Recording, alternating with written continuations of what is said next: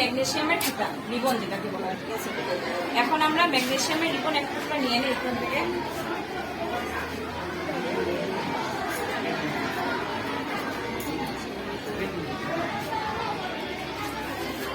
ঠিক আছে, এখন ম্যাগনেসিয়ামটা আমরা কি জানি, খুব হাইলি অ্যাক্টিভ একটা ধাতু, যার জন্য আমরা এটাকে বার্ন করার আগে এটাকে আগে পরিষ্কার করতে হবে, কারণ এটা বাতাসের সংস্পর্শে থাকলে এটার মধ্যে অলরেডি ম্যাগনেসিয়াম অক্সাইডের একটা আস্তরণ করে, যার জন্য কি আনলাম শিরিষ কাগজ।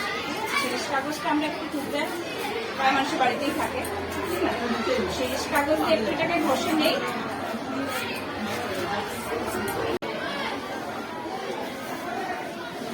এখন কি হবে, তারাবাতি জ্বলবে। এখন তারাবাতি জ্বলবে, আলোটা দেখবে কিরকম কত সুন্দর ব্রাইট আলো আসে। আর এরপরে আমরা এই অ্যাশটাকে কালেক্ট করবো।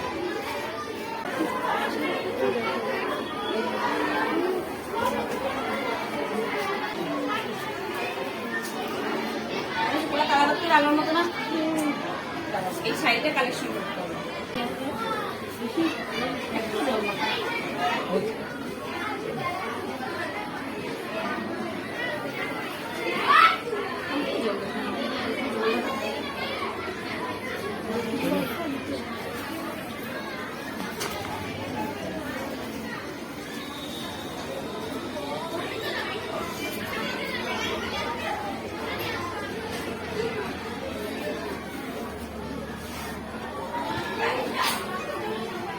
এই যে ছাই যেটা পড়লো, ছাইটা কি ছিল ম্যাগনেসিয়াম অক্সাইড। আর এখানে কাপের মধ্যে আমি একটু জল নিয়েছি সাথে, মানে এখন আমার এটা কি কম আছে, ম্যাগনেসিয়াম হাইড্রোক্সাইড। এখন আমরা লিটমাস দিয়ে ট্রাই করবো, যেটা হাইড্রোক্সাইডের কোয়ালিটিটা কি, এটা কি ক্ষারকীয় নাকি আম্লিক, কি ব্যাপারটা আমরা চেক করবো।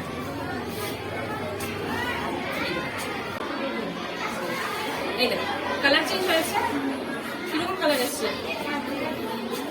এখন দেখো এখানে আমি একটু সামনে আনি, তোমরা দেখো তো কোন কালার কত নম্বরের সঙ্গে ম্যাচ হয়। দেখো যে জায়গাটা ভিজা আছে গ্রিনটা, তোমরা দেখো সামনে আছে, এইটার সঙ্গে মিলে দেখো তো, এটার সঙ্গে মিলছে নাম্বার 8। তাহলে আমরা কি জানি, আমাদের পিএইচ লেভেলের 7 যেটা প্রশম হয়, আর 7 থেকে যত 14 দিকে যায়, এত ক্ষারকীয় দিকে যায়, 7 থেকে নিচে আসলে আম্লিক। ঠিক আছে, এই যে এই সাইডে এরা সব আম্লিক। ঠিক আছে, আমরা যে লেবুর রস সেগুলোকে ডুবাই, তাহলে এরকম কালার আসছে।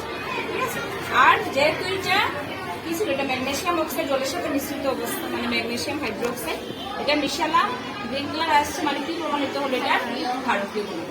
মানে আমরা একই সাথে দুইটা অ্যাক্টিভিটি হয়ে, বুঝে গেছে ব্যাপারটা।